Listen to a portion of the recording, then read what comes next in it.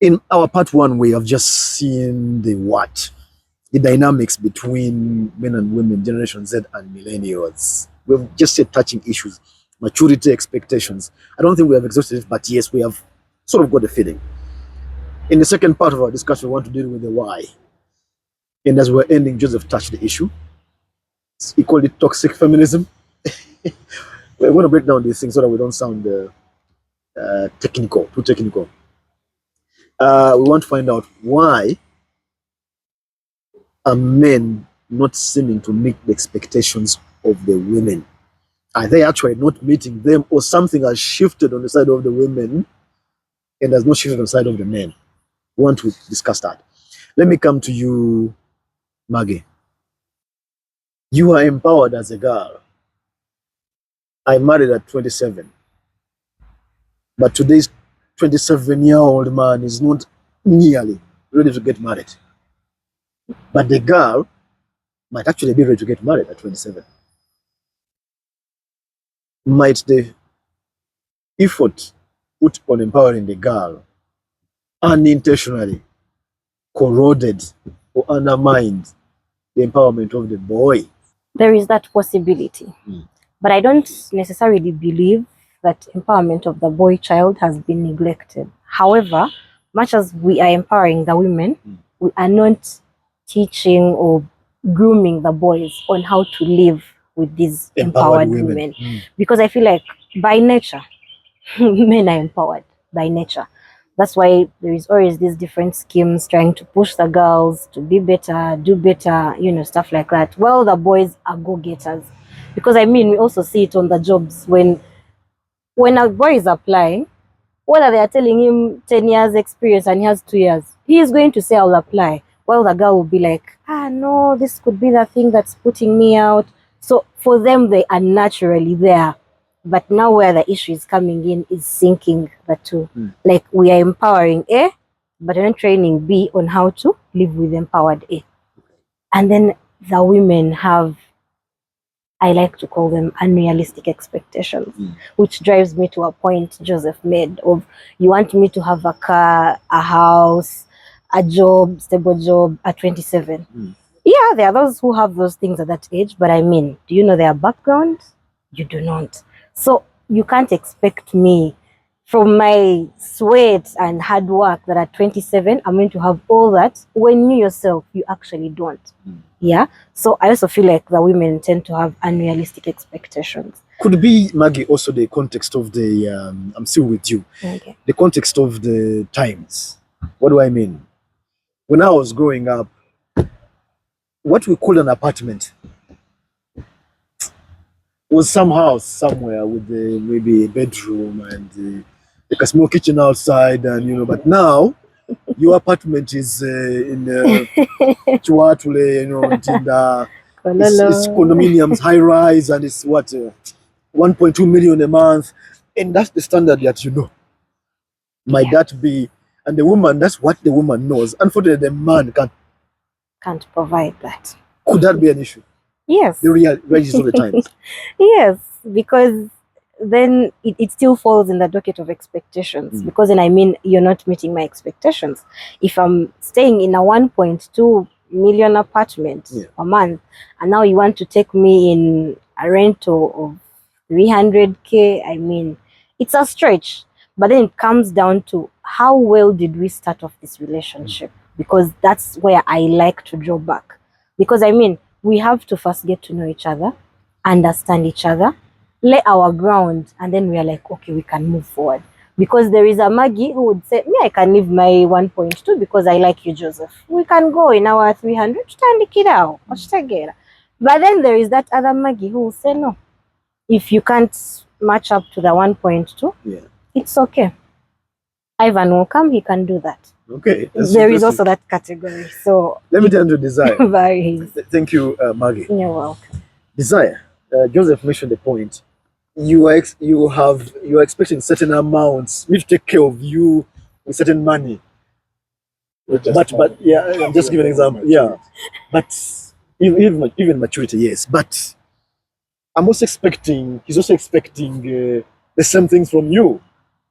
Have you guys processed that the men also expect certain things from you? Is that something you think that Generation Z has mastered, the women? For women, Mm. of course, we understand that men also have expectations of us, and that's one thing that is usually put on table Yeah. when the two people are just meeting for the first time. That you have to lay our ground and understand what each of you want. But just like she said, some expectations are unrealistic, Yes. which usually bends higher to the side of the woman. For us, we have demands, we have things that we need because generally you're as you get to know a person, this is a person you're like trying to join their life. It's not that as a woman, I'm bringing you into my life and then I have to be responsible. It is you bringing me into your life and then like you're the head. You're the one starting something. Okay, like we're starting it together, but like you should be more in control. That is why we tend to have more demands and more expectations from the men. But I also think that as women who are in their 20s, late 20s, we just need to look at to look at the shift in the economy in relation to how empowered we are. Like when you're talking to fellow women, they will talk about as a woman, like you should know what you want. You should know what you want in a man. If you want him that way, if you want him high here, like monetary terms, like you should know what you want. But also, as you get to know what you want, how can you relate it with what is happening right now? The reality. With the reality, the economy is really tough. It is hard to compare a man of the millennials, not actually the millennials. Right now, they have worked their way out. Yes. But like working to be financially stable at the age of 27, 28, 26, it is so hard unless someone is coming from a very good At background. 27, Desire, I got married and I went into the rental. Yeah. How much? But we managed because her expectations. Matched yours.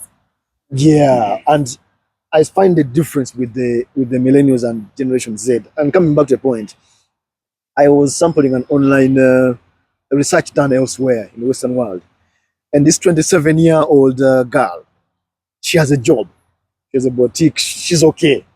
But for her complaint is not that the guys can't take care of me. No.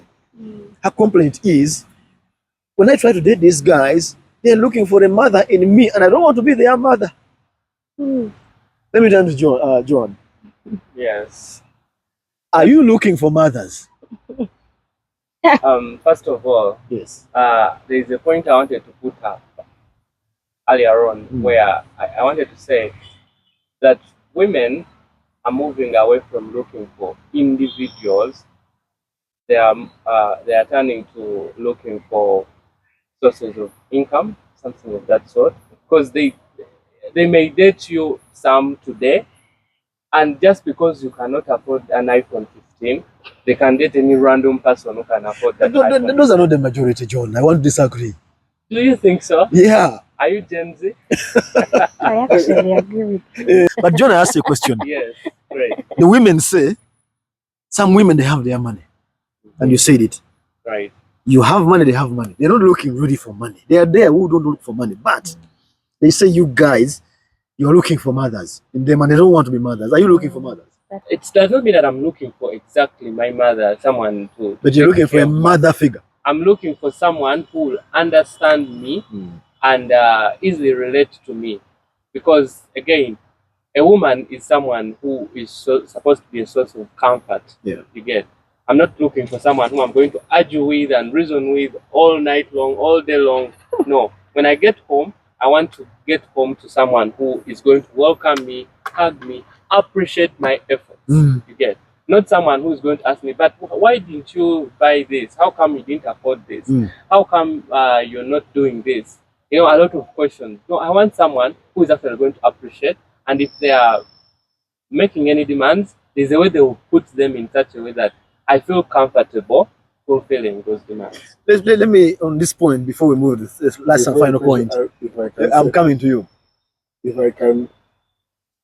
So, what is a man who is financially stable, tough, mature? If I'm to think of a man in my life who's like that, is my father. Yes. You understand? So, clearly, you're also looking for your father figures. That's interesting. Yeah, that has been talked about a lot. I've read about a few articles that talk about how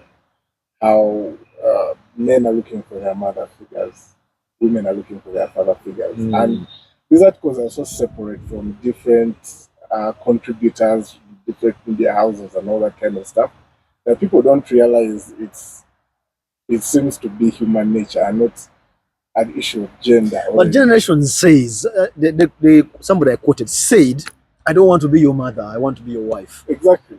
Now, what I'm saying is that we find that a lot of us want that whole parental figure in our lives. You understand? It's not just men. It's also the women too. It's also, these people raise you. So you're also saying we don't want to be fathers to you.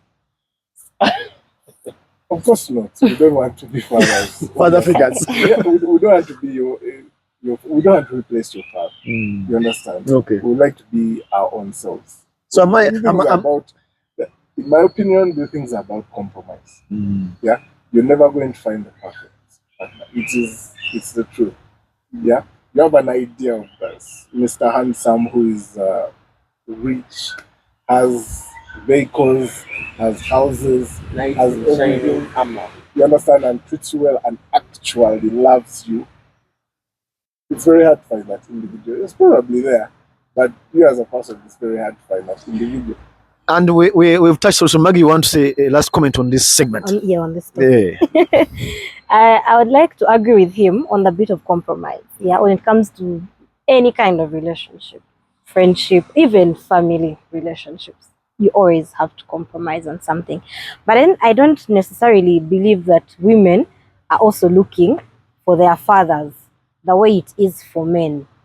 Yeah, you can prepare a meal for a guy, and he's like, that's not how mommy makes the eggs for me. That's not how mommy does the juice for me. Like, I am not your mother. I am your wife. I am your girlfriend. Whereas for the woman, her looking at you as the father, okay, the way you had phrased it, she's not looking for a father, but she's looking for someone who can act. You get the difference. I don't know if I make sense, because the responsibility bit I talked about, the maturity bit I talked about, like, she knows dad used to be responsible. He used to do ABCD. He used to take action here and there. He used to communicate here and there. That's not what you're doing. For the men looking for their mothers in women, it's mainly the emotional bit of it. Like, he actually wants you to make him feel the way the mother makes him feel. And I can't do that. I am supposed to be your partner, not your mother. Okay, I know we will not break this impasse. We need to end this segment on the why. It comes to me as I listened to this debate that one, expectations have shifted, economic times have shifted. Yeah. The empowerment issue, we didn't talk about it a lot, but the feminism and toxicity, whatever, also comes into play. And all those factors are complicating the empowered woman finding the right kind of guy in this generation of Generation Z and millennials.